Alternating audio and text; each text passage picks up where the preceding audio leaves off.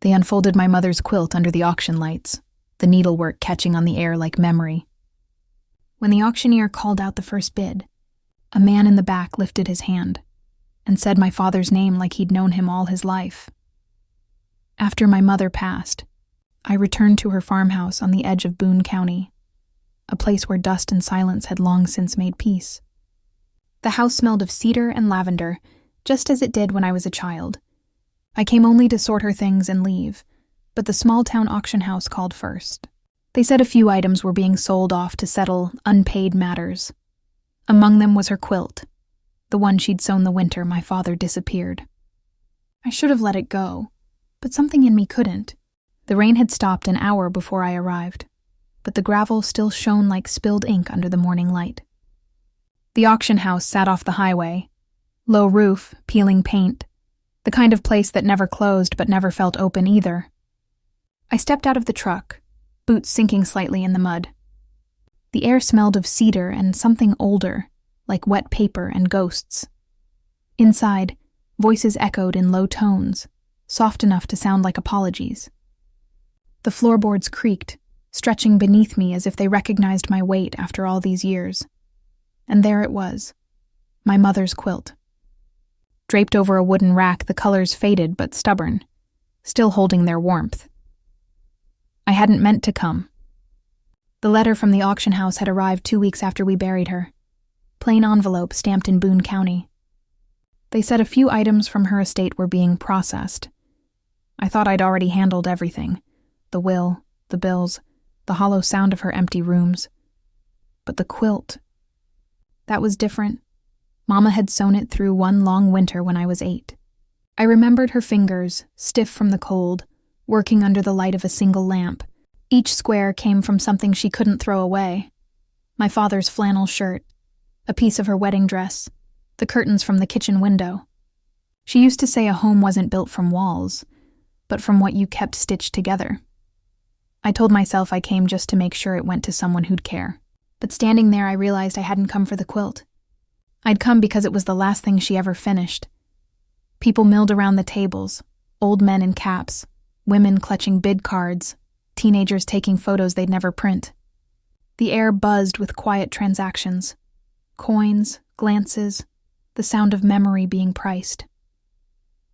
When I reached out to touch the quilt, my hand hesitated. The fabric was softer than I remembered, like it had been handled more recently than it should have been. I let my fingers trace the seams, following the path of her stitching. The blue square, my father's shirt. The yellow floral, her apron. A green patch, uneven, frayed at the edge. But there, near the bottom, one patch stood out. Torn once, then sewn again with heavier thread. Not her kind of stitch, someone else's. I leaned closer. The needlework was tighter, sharper, almost like it didn't want to be seen. A man beside me cleared his throat. "Pretty piece," he said, not looking at me. I nodded. He tapped the price tag. Said it belonged to that woman out by the ridge. Shame she's gone. Good hand, though. Fine work. I almost said she was my mother, but the words stayed caught behind my teeth. Across the room, the auctioneer adjusted his hat and flipped through his notes. "Next up," he called. "Lot 42, handmade quilt, origin unknown. Possibly mid-80s, family estate, origin unknown." The words felt heavier than they should. He lifted the quilt by its corners. It fell open in the light, colors trembling like a memory waking. The crowd quieted. Even the man beside me stopped talking. The fabric caught the sun through the high windows, and for a moment I could see our kitchen again. Steam from her kettle. The sound of her humming. The auctioneer started the bid at $50. My chest tightened. I told myself I'd let it go. That quilts, like people, can't stay forever in one place. But when he said my mother's name, her full name, the room went still. It wasn't written anywhere on the tag. It wasn't printed in the program. He must have gotten it from the estate papers, but the way he said it, soft, deliberate, it sounded like someone had told him to. The silence felt long enough to touch. A woman whispered, "Didn't she pass last spring?" Another said, Lord, I hadn't heard her name in years. My throat ached. Do I hear 50? The auctioneer called again. No one moved. 40? Still nothing. I thought maybe I should raise my hand. But before breath even left my mouth, a voice from the back spoke. 200. It was steady, low, like someone reading a prayer. Heads turned. He stood half in shadow, a man in a dark coat, silver hair catching the light. I couldn't see his face, but something in the way he stood, still, certain, made my stomach turn cold. The auctioneer blinked, surprised. 200 from the gentleman in back. Do I hear 250? No one answered. Sold? The gavel struck the table like a heartbeat stopping. The man nodded once, slow, and turned to leave. And then, as if the air itself leaned toward me, he said something, quiet, almost under his breath, but I heard it. My offer's for Robert. Froze, Robert, my father's name, a name no one in Boone County had spoken in 2 decades. Not since the night he left and the sheriff said maybe he wasn't coming back. The sound of it made the walls seem smaller. By the time I reached the back door, the man was gone, just tire tracks curling out toward the highway, already half covered in rain. I stood there until the air turned colder. The auctioneer called for the next lot, an old clock, a set of tools. Life resumed its rhythm, as it always does when something breaks quietly, but I couldn't stop looking at the empty rack. The wood was warm where the quilt had hung. I pressed my hand there, just long enough to feel the heat fade. Outside, a crow landed on the fence post and shook the water from its wings. The sound echoed across the lot. I told myself it didn't matter, that the man's voice was just a coincidence, that quilts change hands and names mean less with time. But as I started the truck, I caught sight of the auction house in the mirror, the window where the quilt had been. The light hit it just right, and for a second, I could swear I saw her shadow standing there, bent over a needle, humming the same tune she always did when she didn't want to cry. I drove home with that sound in my head. And for the first time in years, I said his name out loud. Robert. The word felt heavy, like something old trying to come back. The rain started again before I reached the ridge, and somewhere behind me, in a house that smelled of varnish and ghosts, a quilt was folded and carried away. The road out of town was still wet when I left the auction house. Puddles caught pieces of the sky, the kind of gray that feels like it's thinking. The man's voice, for Robert's sake, kept echoing through my head, low and certain, like it belonged to someone who had been waiting a long time to speak. I drove past the fields where my father once worked, long after the soil had forgotten him. Every fence post looked like a memory nailed down too tight. By the time I reached the ridge, I wasn't sure if I was chasing something or trying to leave it behind. That night, the house felt too big. Rain moved across the roof in slow waves, the kind that sound like someone pacing above you. I kept thinking about how that man said my father's name, not with pity, not with question, but like it belonged to him too. I made tea just to hear something boil.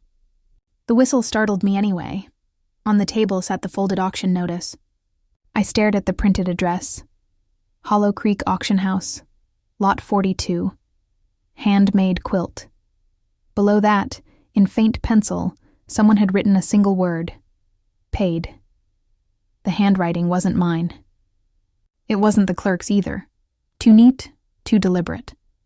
Mama used to say the past doesn't stay buried. It just waits until you're quiet enough to hear it move. That night, I swear I heard it, shifting somewhere between the rain and the silence. By morning, I decided to go back. The auction house looked different in daylight. Less ghost, more dust. The man behind the counter didn't remember much, or pretended not to. Older fellow, he said finally, tapping his pen against the ledger. Paid in cash. Didn't stay long. I asked if he gave a name. He flipped a few pages, then stopped. Just initials, HC. The ink had bled slightly, like it had been written in haste. Next to it, a faint address, a P.O. box in Dry Ridge, 2 towns over. Did he say anything else? I asked. The man shrugged. Said he'd been looking for that quilt for years. Funny thing to say, isn't it? I nodded, but something inside me went cold. Because my mother had told me she never sold any of her quilts. She only made them for family. When I turned to leave, I caught sight of the empty rack where it had hung.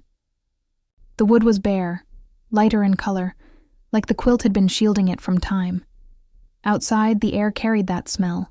Rain, dust, and something faintly metallic. The kind of scent that lingers after a fire long gone cold. I drove toward Dry Ridge that afternoon. The highway curved through farmland and silence. Every mile felt like stepping deeper into someone else's story. The P.O. box was at a post office too small for secrets.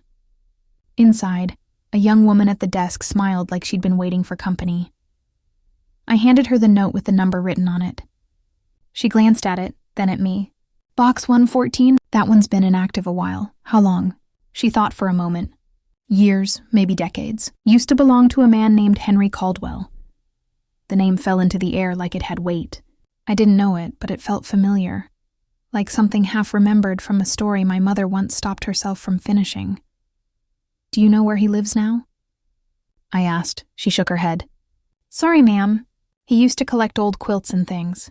Said he was returning what was owed. Returning. Not buying. I thanked her and left. The parking lot was empty except for one truck. Old, blue, rust tracing the wheel wells. When I opened my door, I noticed a small envelope tucked under the wiper. No postage. No handwriting. Inside was a photograph. Grainy, faded by years. It showed my father and another man standing in front of what looked like a half-burned building. The second man's face was turned slightly, but I could see it now. The same silver hair. The same stillness. Henry Caldwell. The sky had begun to darken when I got back on the road. The photo sat on the seat beside me, trembling each time the tires hit the gravel. I kept glancing at it, my father's arm resting on Henry's shoulder, both of them smiling, though not at the camera. There was something in that smile, something unfinished. The rain started again, light at first. I pulled over at the ridge to breathe, the engine humming softly beneath me. The wind carried the smell of wet earth and lilac, my mother's scent, faint and impossible. I thought of the quilt again, the torn patch, the rough stitching that wasn't hers. If Henry had known my father, if he'd carried that quilt all these years, what debt was he paying, and why now? The photo fluttered in my hands, and I noticed something I hadn't before, a date scrawled in the corner. February 1983, the same month my father disappeared. For a moment, I imagined them together that winter, my father and this man, standing in the cold light of a fire that hadn't gone out yet. I drove home in silence, the wipers keeping time with my thoughts. Back at the house, I set the photo on the kitchen table beside the empty teacup. Outside, thunder rolled softly over the hills, not close but near enough to remember. I reached for the phone, thought about calling the sheriff, then stopped. This wasn't something law could fix.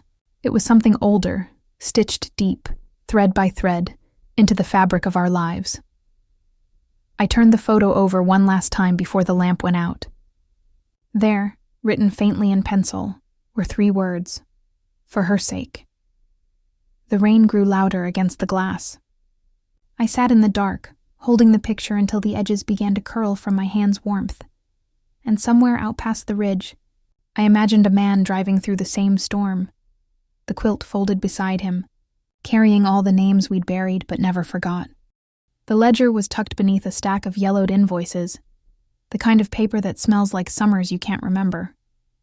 I found it on the auctioneer's counter, a thin book with a leather spine softened by years of fingers. When I opened it, the handwriting leaned into itself, patient and small, like someone who had learned to keep secrets in pencil. There, beside Lot 42, someone had scrawled initials and a smudge of ink. HC, and beneath that, a box marked paid. That night, the house felt smaller in a way I hadn't expected. The ledger lay open on the kitchen table, the light from the lamp making the ink look like a confession. I kept turning the page, as if the next entry might contain an apology. My mother's sewing room stayed exactly where she left it, the scissors in their tin, the spool of blue thread half empty, the lamp with the bulb that hummed when the power dipped. Her chair still had the curve of her back in it. I thought about the auction, the man in the back row, the way he'd said my father's name like he'd been saying it all along.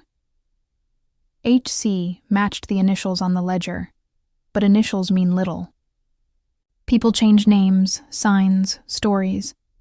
I made coffee and sat at the table with the ledger and an impossible quiet in my chest. Outside, frost was starting to lace the panes. The world looked like it had been embroidered overnight. On the ledger page, beside HC, someone had written a P.O. box, and beneath that, a note, barely legible. Look under red patch. I read it twice. Then a third time.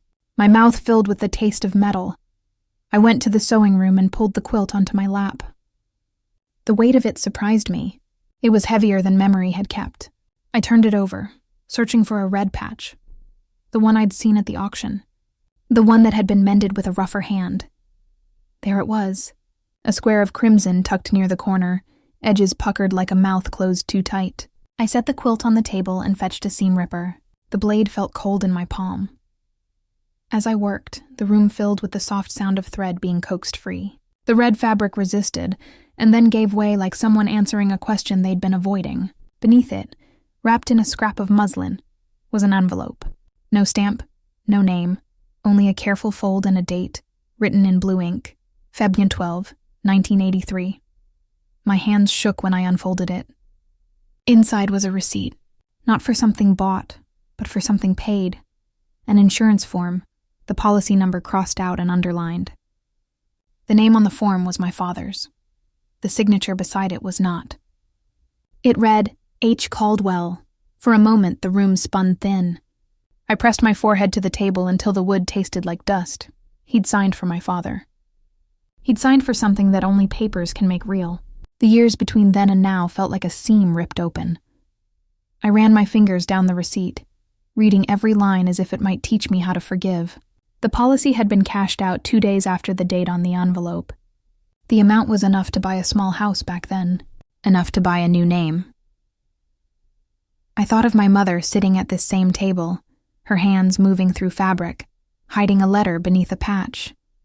What else had she folded and stored away? What stories had she quilted shut and sewn with a final knot? A soft knock at the door made me jump. It was the kind of knock you give when you don't quite belong at someone's house.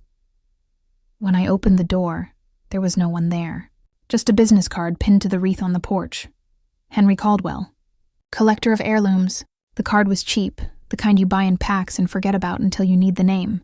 Someone had left it with the neatness of someone who wanted me to find it, or for me to know I'd been found.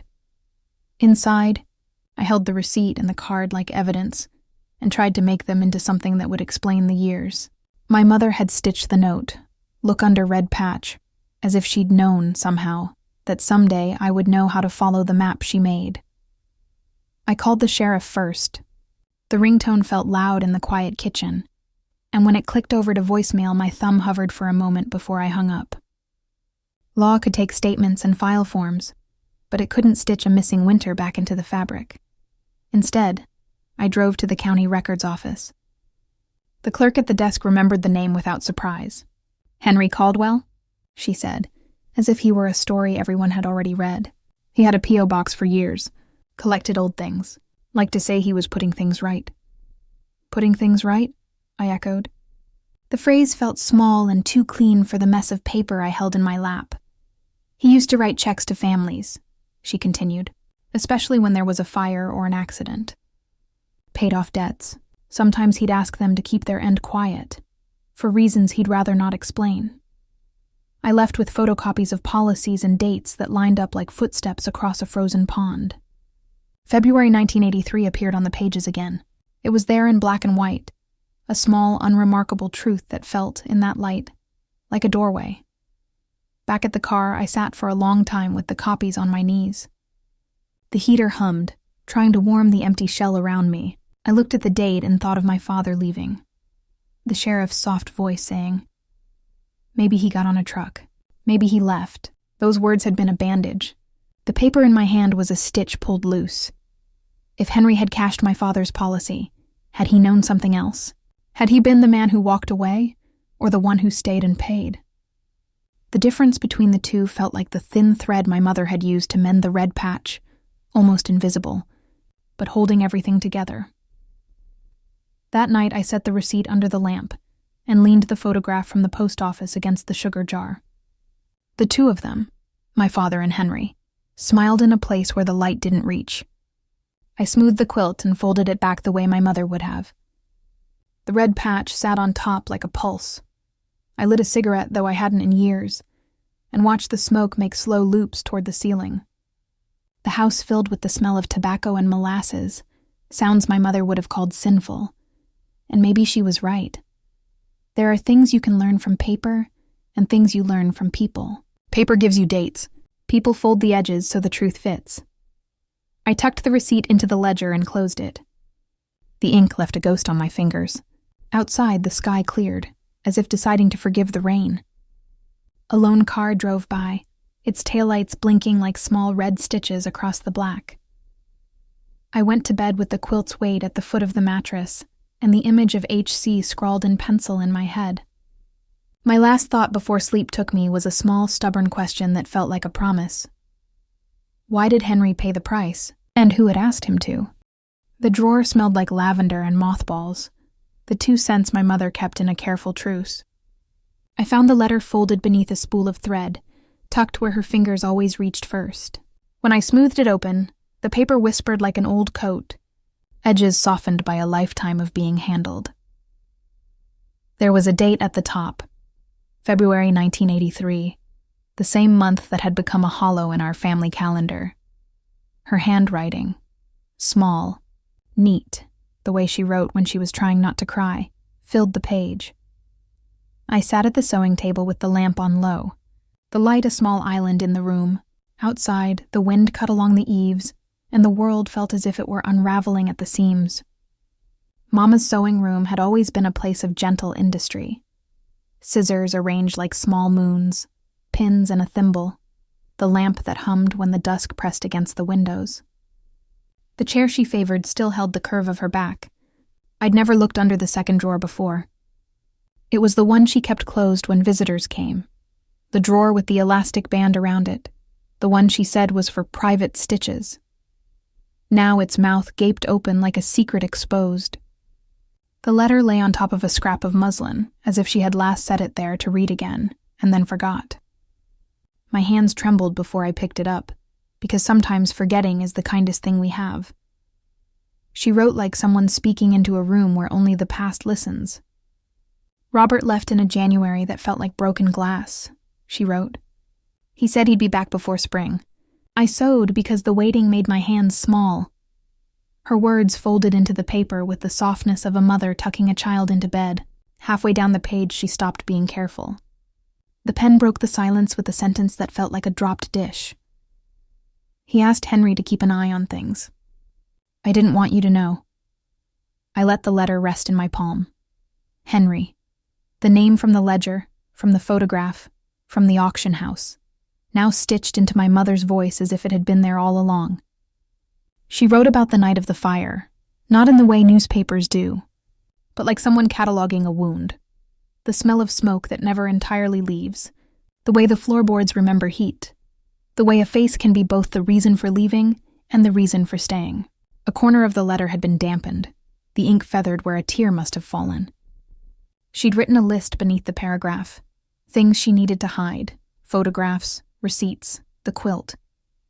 Next to quilt, she had scrawled for Henry, then crossed it out and written, for when she is ready. Her hand had hesitated mid-stroke, unsure whether the act of writing would make the truth heavier or lighter. Beneath the letter, wrapped in wax paper like a relic, was another scrap. A grocery list. A note, a tiny map inked in the margin. The map showed the river bend behind the old mill, a place I hadn't visited since I was a child, and my father still came home smelling of wood smoke and coal dust. The map had a circle and a word. Barn. My pulse thudded. My mother had hidden things where only she and the river knew to look. She had left me a breadcrumb that led to the same winter she had stitched into the quilt. I thought about how deliberate she'd been in everything, how she folded sheets in thirds, how she tucked receipts into the hems of curtains, how she could make a house look like a place that would always keep you. Now that deliberation looked less like habit and more like a plan to keep certain truths contained until they could be safe. I took the map and the letter and tucked them into my coat, feeling the paper press against my chest like a heart. The house stayed quiet, as if it too were holding its breath. The lamp hummed, and the sewing machine in the corner stood like an animal that had been put to sleep. Outside, the night had come down in sheets. Snow began to fall, soft and patient, the kind that covers the shape of things so you don't have to see them clearly. I wrapped my coat tighter as if the cold could shield me from whatever the map suggested I would find.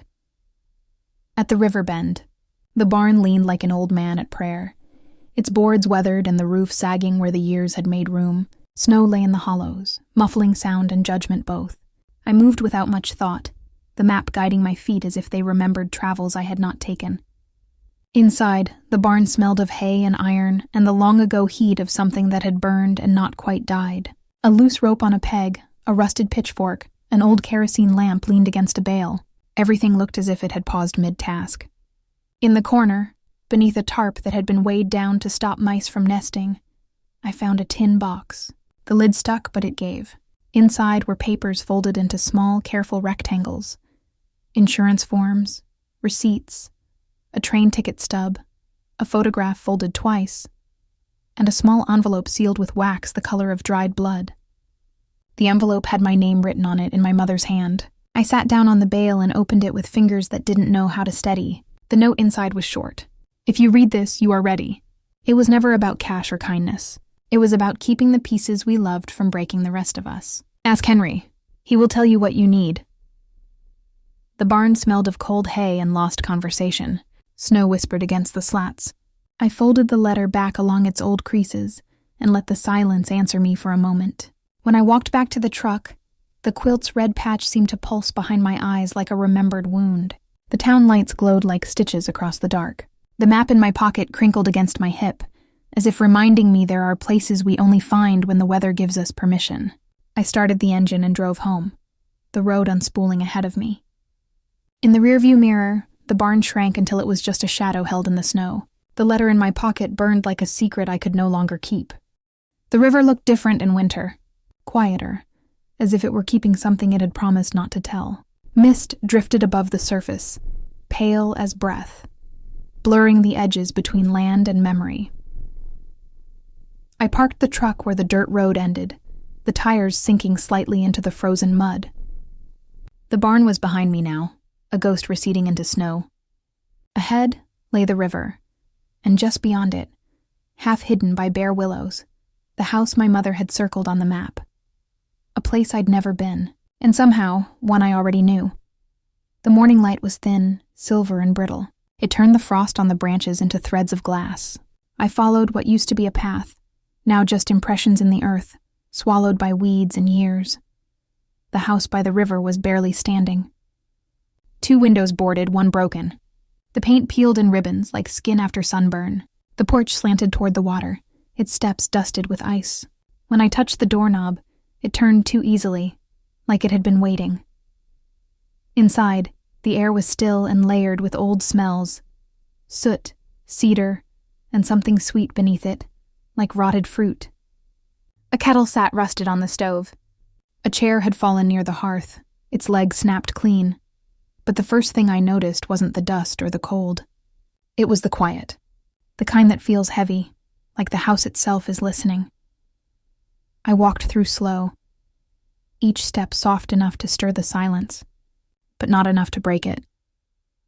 On the mantel above the fireplace sat a row of small things: a chipped cup, a matchbox, a nail bent into the shape of a hook, and in the center, a photograph pinned to the wall.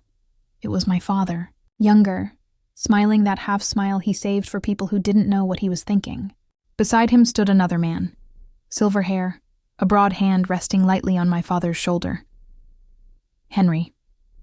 The photograph looked familiar. I'd seen it before, folded once, half-cropped, the version I found in the tin box in the barn. but this one was whole.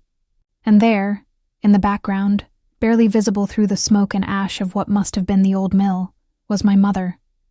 She wasn't looking at either of them. Her gaze was fixed on something out of frame. Maybe the river, maybe the road beyond it. But even in black and white, I could see it. The set of her jaw, the distance already forming between them. Someone had written a date on the border in pencil. February 10th, 1983. 2 days before the insurance form. 2 days before he disappeared. I took the photo down carefully, brushing away the dust that had gathered on its corners. The pushpin came free with a sound that made the air seem to flinch. Behind it was a faint imprint of something square, the outline of another photograph, long gone. Someone had taken it down, and not recently. The wallpaper beneath it was scorched, just slightly, as if the fire from the mill had found its way here too. I turned toward the window. The river moved slow, its surface gray and smooth as tin. There was a sound, faint but deliberate, from upstairs. Floorboards shifting. I froze. For a moment I thought it was the house settling. But then came another sound, the soft scrape of something wooden against the floor. I climbed the stairs one at a time. Each step gave a small sigh. The air grew colder the higher I went, the smell of soot sharpening into something like metal. The hallway was narrow, walls peeling, a long crack running from ceiling to floor like a vein. At the end of the hall, a door stood half open. Inside, a single window let in a pale light that seemed unsure whether it wanted to stay. The room was empty except for a table, and on it, a box. Smaller than the one from the barn, but similar. Tin, dented, old. The lid wasn't sealed this time. Inside were letters, most unopened, all addressed to the same person, Mrs. Clara Devereaux. My mother. The return address was the same on each envelope. H. Caldwell, Dry Ridge. Some were postmarked in the years after my father vanished. Some not at all. The newest one, dated just last year, had a note written on the back instead of a front. For her daughter. If she ever comes. The handwriting was unsteady but familiar. I took it out carefully. The envelope had never been opened. Inside, one sheet of paper, folded twice. It read, I kept what he left. Not for me, but for her. He wanted to start over, but the fire burned more than wood. Tell her he meant to come home. Tell her I'm sorry for carrying it this long. The signature at the bottom was little more than a tremor. Henry C.I. sat on the floor, the letter open in my lap, and listened to the river through the cracks in the wall. Its rhythm matched the pulse in my wrist. I thought of my mother, how she must have waited for answers that never came, how she turned her grief into quilts and silence.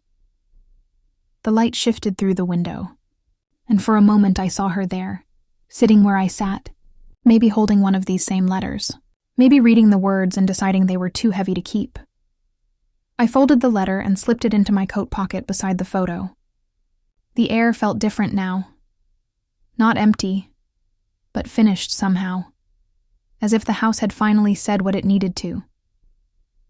When I stepped outside, snow had started again. Slow, thick flakes falling into the current. The river carried them away, one by one, until there was no trace. I stood there until my fingers ached from the cold, then turned back toward the road. Behind me, the house by the river sagged into the mist, a tired witness, finally allowed to rest. The map had led me here, but I knew it wasn't the last place it wanted me to go. There were still questions left in the quiet, and one name that waited at the end of every thread. Henry Caldwell, and whatever debt my father had left for him to pay. Her porch light was the same weak amber it had always been, the kind that keeps moths honest and shadows polite. She sat in the same chair, knitting looping rhythm like a metronome, as if time could be measured by wool. When I stepped onto her stoop, the night folded itself around us, small and private as an unspoken confession. She looked up without surprise. You found the house, she said, as if it were news she'd already been expecting. I told her nothing at first. The cold had made my cheeks raw. I handed her the photograph and the letter without words. Her fingers smelled faintly of peppermint and the hand lotion she kept in a tin. Mrs. Larkin's house had a shape that matched her voice, small, warm, and full of things that mean more than they should. A kettle sat on the stove, and the radio murmured old hymns from a station that played only between commercials. She motioned me inside and set the photograph on the table as if it were a fragile bird. Her hands moved slower than they had in the picture where she'd once been younger and brisk. But they still made the same decisions, folding napkins, smoothing corners, tucking the ends of yarn where they wouldn't escape. A framed calendar hung behind her head, its squares filled with notes in a careful hand. February, circled in red, had been penciled over and rewritten many times. "You always was a quiet one," she said, passing me a cup. Her voice fit the room like a familiar clock. "Your ma used to come by for sugar sometimes. Used to talk about Robert like he was still at the table." I tried to let the letter do the talking. My throat kept catching on the name Henry. Mrs. Larkin drank her tea and hummed the tune I used to hear my mother hum while ironing. For a while, all we did was sit, and the house told its own small stories in the clink of ceramic. When she began, it was slow at first, like a stitch being started. "It was a bitter winter," she said, and the sentence was a boat that carried everything else. "You remember the night of the fire, don't you? Smell on the wind. We all thought it was the mill." She folded her knitting over her fingers and watched the yarn as if the loops held memory. "Your pa, Robert, he was a hard man to read. Had quiet in him like the river has at dawn. Folks said he was trouble, but trouble don't always look the way you expect." She told it not as a headline, but as a sequence of small decisions. Henry came around that winter more than usual. Said he wanted to help. He'd been a friend to your pa, worked at the mill, ran errands when the men were sick. The night before the fire, I saw them out by the river. They were arguing. Hardly a thing, mostly looks and hands. I thought then maybe the cold made them do meaner things. Her hands stilled. I ran over when I heard the smoke. There were 2 figures by the mill. One left the way the road bends, quick and sure. The other man, he stayed. He stayed and he knelt and he pulled someone from the rubble that still breathed. She looked at me then, knitting forgotten in her lap. "Your pa's coat was torn. He smelled like oil and—" She paused, eyes going somewhere I could not see. He said something weak, like, "Tell her I'm sorry," and a woman, your ma. She just stood and watched him be taken away by men who'd come with ropes and questions. The room seemed to lean against her words. I felt the floor shift like ice. "Afterward," she whispered, "Henry came by my house, sat on my porch like he expected me to hand him the world. He left money in my palm and told me to keep an eye on Clara. Said, if she needs anything, tell her I'll pay." He used the word pay like it meant more than coins. She fished in the drawer by her chair and produced a small, soot-darkened matchbox. The cover was curled, the label half burned away. Inside were 3 matches, tips blunted as if someone had struck them and decided not to light a thing. "I kept it," she said, handing it to me. "Found it near the mill. Thought maybe you'd want it." My fingers closed around the box like a lid over something that should stay shut.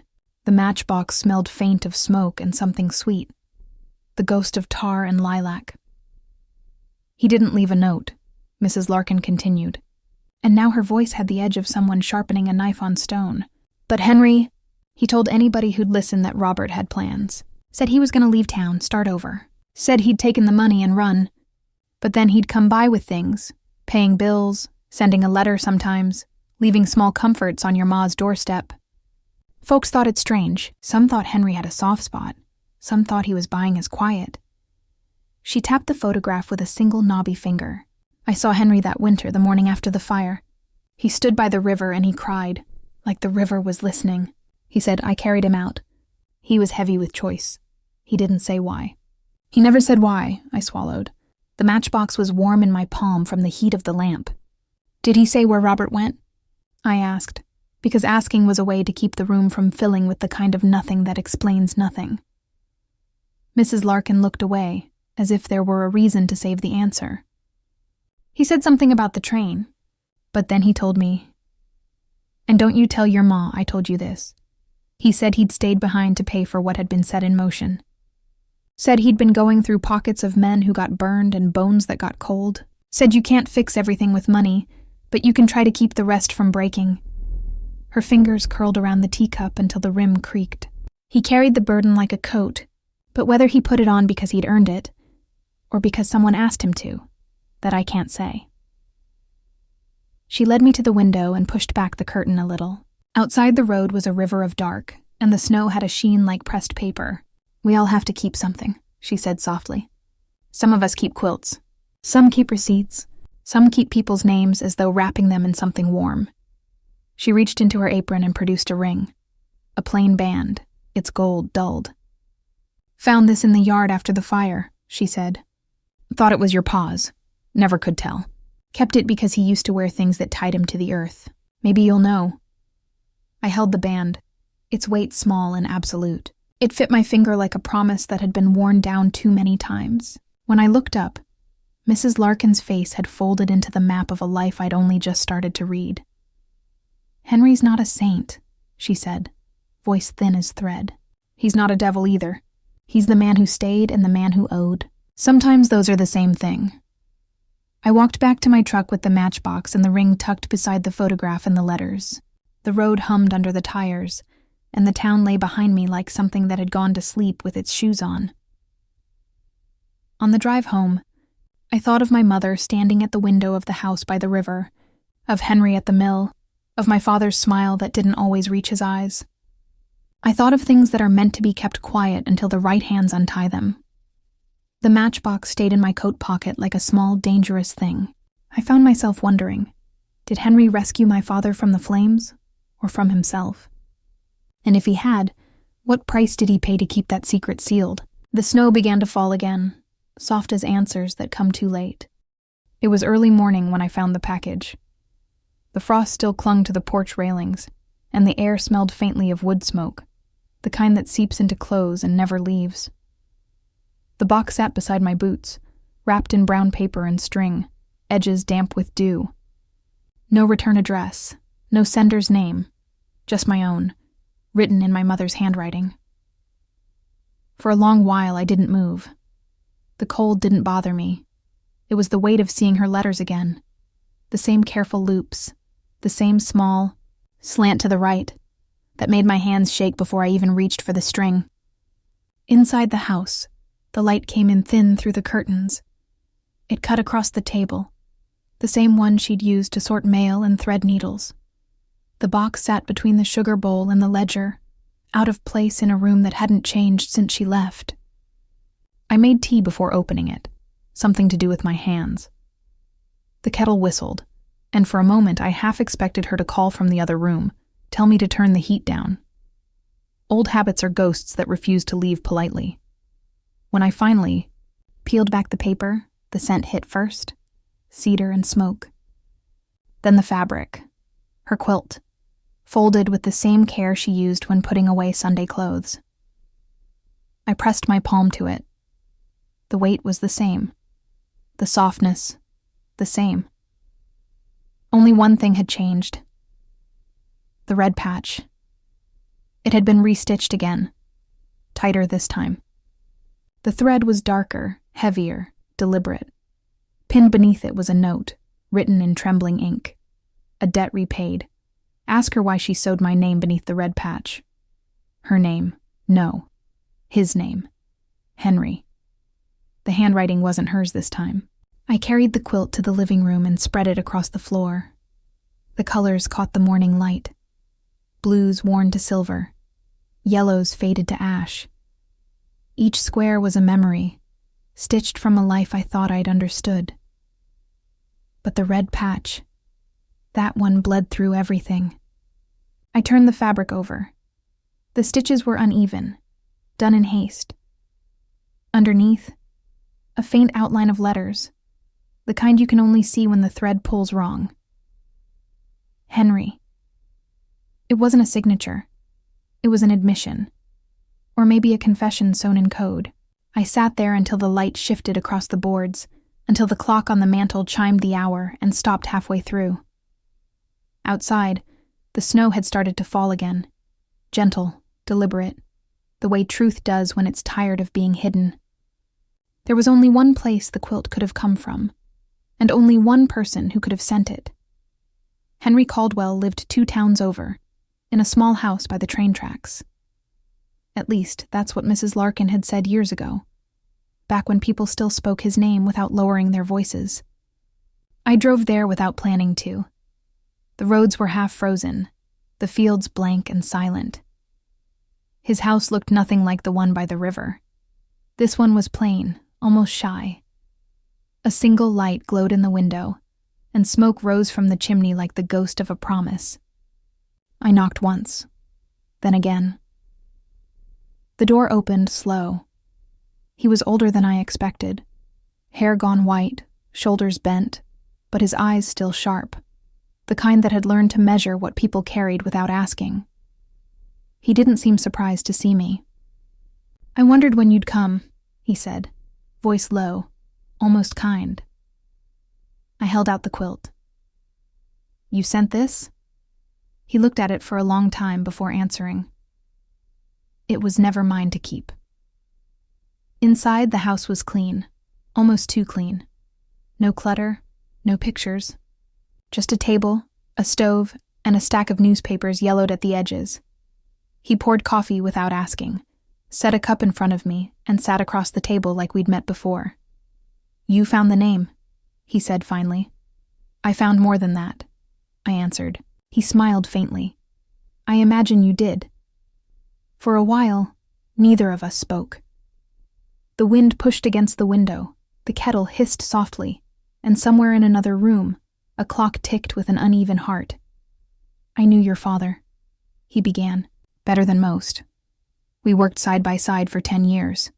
He was a good man, but he carried weight he never could set down."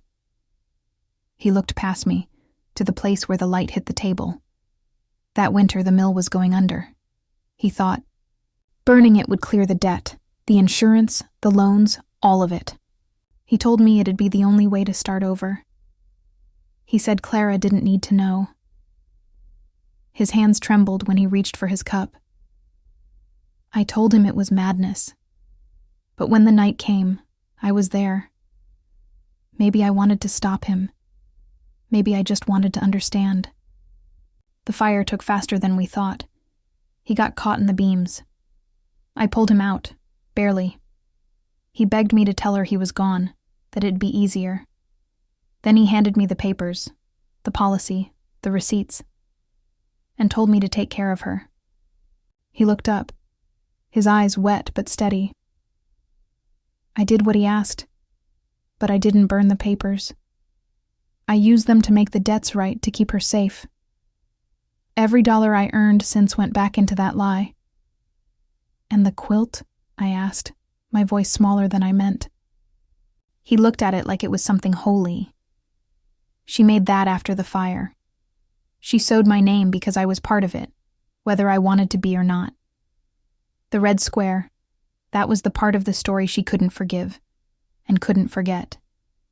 She told me it was her way of keeping him alive without letting him come back." His hands folded together, trembling slightly. "When she passed, I didn't know what to do with it. I thought maybe it should find its way home." I left the house before noon. The sky had cleared, pale and endless, the kind of blue that feels almost fragile. The quilt sat folded on the passenger seat beside me, the red patch catching sunlight like a wound that finally stopped bleeding. On the drive home, I kept thinking about what Henry said, how the truth can ruin what the lie tried to protect. My mother had known the truth. She'd carried it quietly, stitch by stitch, until it became something softer than forgiveness. When I reached the ridge, the snow was falling again, slower now. I pulled over and spread the quilt across the hood of the truck, letting the wind lift its corners. The red patch glowed faintly in the dim light, like a heartbeat caught in fabric. I thought of my father's hands, my mother's needle, Henry's silence. 3 people bound by one thread that refused to break. As the wind moved through the trees, I whispered what I hadn't been able to say before, to her, to him, to all of them. "It's enough. You can rest now." The air went still for a moment, then carried the sound away. I folded the quilt carefully, pressed it to my chest, and for the first time since the fire, the silence didn't feel like loss. It felt like peace. The red patch always felt hotter than the rest of the quilt, like a place the sun lingered longer. I set it on the table under the lamp, the light making the threads throw tiny shadows across the wood. When you've held something your whole life, you think you know every contour. The way the fabric gives under a fingertip, the familiar tug of a stubborn knot. Tonight, I was looking for the part I hadn't seen before. I didn't know then that the quilt had been keeping a last, small secret, folded into the clock of its stitches. The house had gone quiet, in the way a room holds its breath before a storm. Outside, snow scraped at the windows like a hand learning to spell. Inside, the lamp hummed and a kettle stood cold on the stove. I spread the quilt on the table, square by square, letting the light find each one as if it had been hiding. The red patch was puckered where the thread had been pulled tight.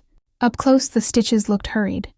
Not my mother's careful running stitch, but something rougher, pressed into the fabric as if by someone who feared being seen. There was the faint ghost of another line of stitching beneath the surface, a name that had faded into the weave. Henry, the letters whispered, the memory of a hand that had stayed too long in the same place. My fingers moved along the seam without thinking, finding the tiny knots the way you find a pulse under a wrist. The room filled with the quilt smell, cedar, old soap, the faint tang of smoke. It felt like a thing that had been folded against the cold for longer than it ought to have been. I'd already read the letters, seen the receipts, held the photograph with men smiling into a winter that would not forgive them. But paper makes one sort of truth and cloth another. A letter is a voice. A quilt keeps touch. I took out the seam ripper and breathed steady. The metal was cool, precise. Its blade promised small, clean work. I started at the edge of the red square, working slow so the thread would not resist like an animal with something to protect. Each tug gave a soft sound, a thread sighing free. The room felt bordered by the sharpness of white pages and the dull roundness of cloth. Under the red there was more than the stitch. A thin strip of muslin had been folded and quelled into the fabric, a little letter, the size of an afterword. My hands trembled a little as I eased it out. The paper was yellowed at the edges, the ink browned like tea. The fold lines were familiar, where my mother had folded a note to herself to look at later and then never did. I opened it on my palm. Her handwriting, the same small compass that threaded through the other letters, filled the page. But the first words were not for me. They read like a hand talking into the dark. If you find this, then you have been patient. The line was light, almost embarrassed. The next lines came slower, like someone choosing which thing to set down and which to hide. I sewed his name so I would not forget the man who saved me from my own anger. I sewed it because forgetting is a dangerous thing. I read it again and let the letters land. She wrote of nights with the radio low and of Henry bringing coal and a wild apology folded into his pockets. She wrote of a conversation by the mill where my father had said, quietly, that he could not bear what was coming and planned, terrible and simple, to burn the place and burn the debt. She wrote that Henry had tried to stop him, that he had failed, that he had carried my father away from the flames and handed the papers to Henry as if they were an instruction. The paper smelled faintly of smoke. The words did not absolve. They explained. They explained the seams between people, and why sometimes one hand must pick up where the other left off. Halfway down the page, the tone changed. Her sentences folded in on themselves, the way someone might fold a blanket tighter around a child. I did not tell you because I feared you would hate them both. I feared you would hate me. I thought if the truth stayed small and soft, we could keep living without breaking. I was wrong. Her hand then wrote something I had not expected, something that struck me like a hand laid on my chest. Robert did not leave because he wanted to run. He left because he thought it would protect you from the part of him that would not stop burning. He asked Henry to promise. Henry promised. I asked Henry to promise me I could forgive them, and he promised that too. My mouth went dry. The room narrowed. The letter in my hand was both a key and a wound.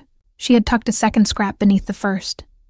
This one was smaller, folded like a prayer. I unfolded it with fingers that felt as if they belonged to someone else.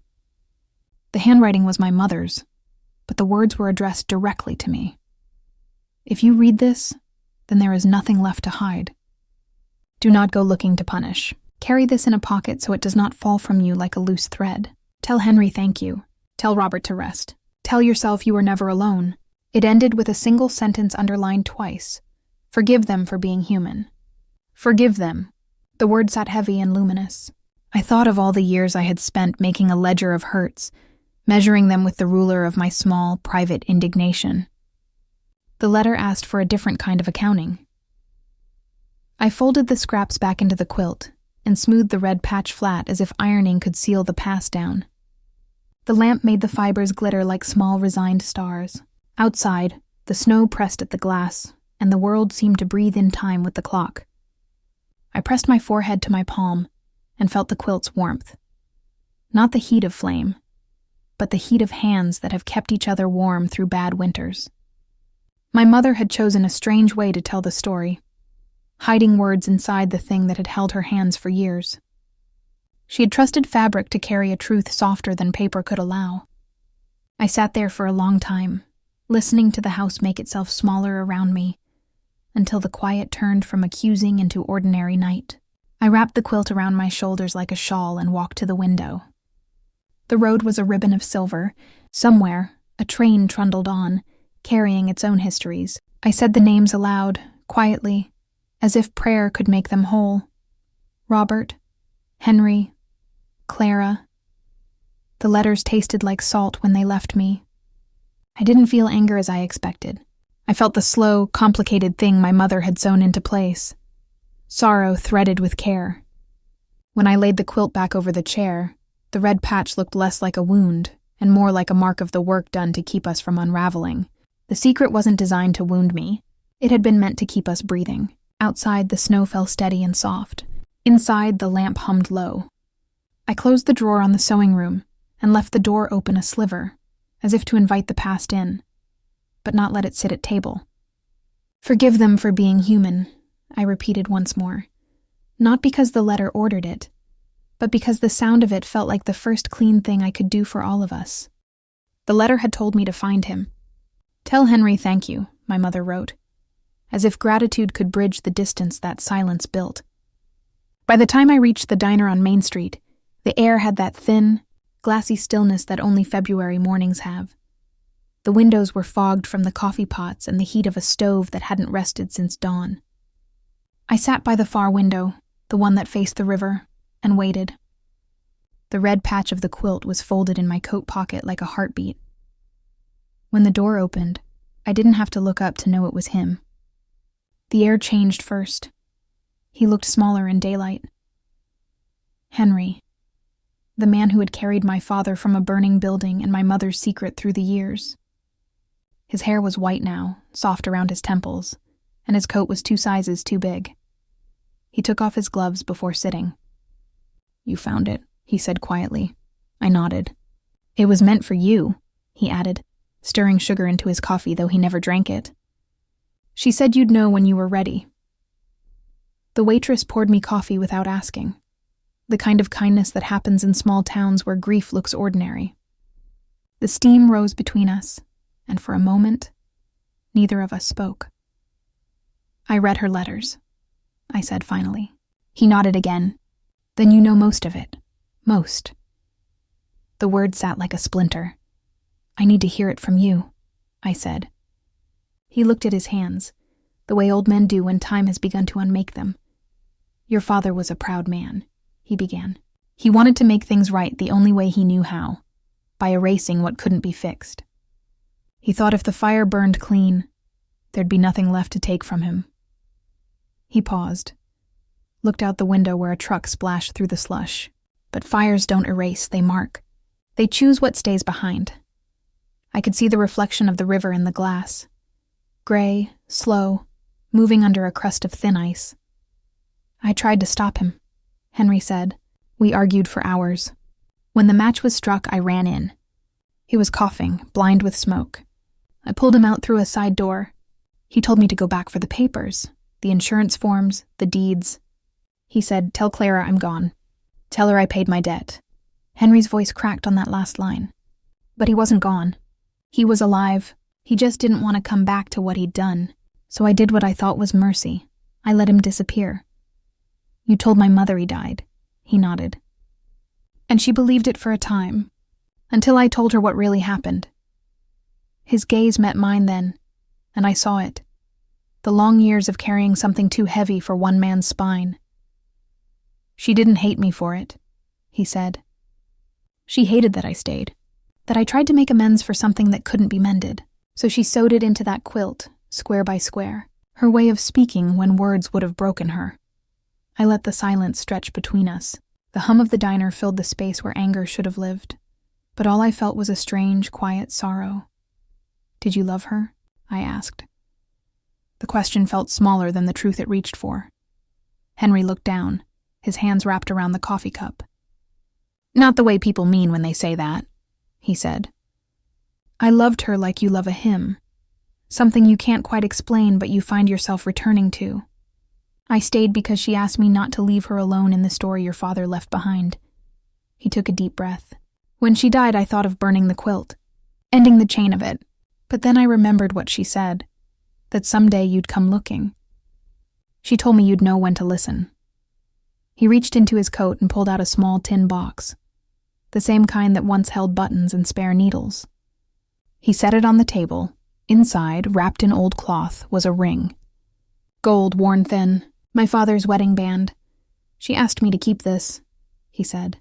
Said you'd find the rest, but this should come from me. The ring sat in my palm like it remembered its weight. I could almost see the shadow it had left on my father's hand, the pale band of skin that never forgot its shape. I slipped it onto my finger. It didn't fit, but it didn't have to. We sat there until the coffee went cold. The morning crowd thinned, and the river light turned from gray to gold.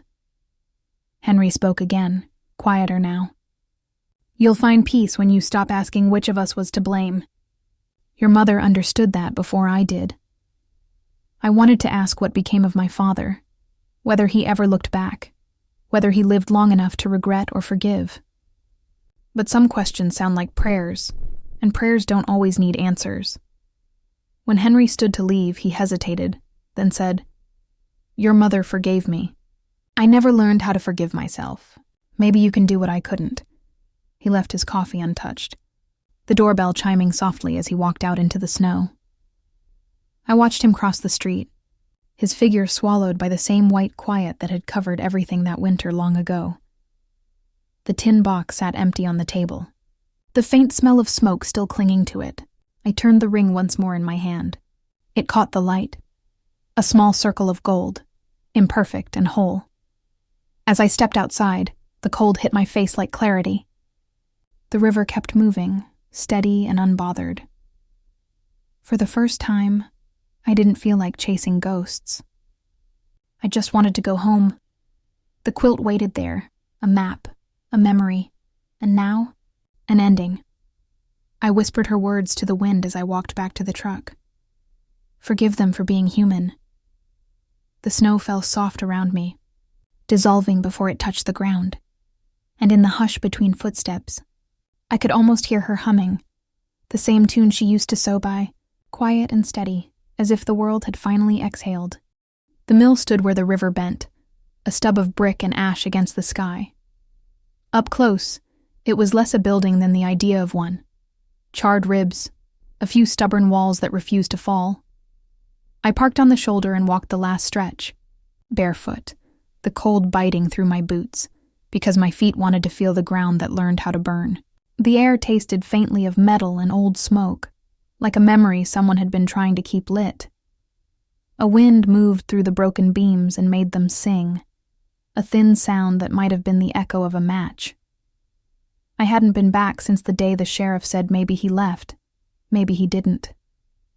The town wrapped that uncertainty in a polite hush and went on with harvest and funerals and the ordinary work of forgetting. But standing there, among the bones of the mill, the forgetting felt frayed at the edges. Everything looked smaller than the story had made it, less dramatic, more mundane. Scattered bricks, a rusted pulley, a coil of chain half buried in moss. A child could have played in the gaps and never known what had happened to the men who'd passed through. I touched the soot on a fallen beam.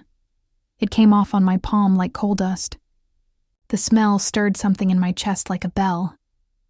I could hear my mother's voice telling me to keep my hands clean, and I thought of how she'd washed her sorrows into quilts and folded them away.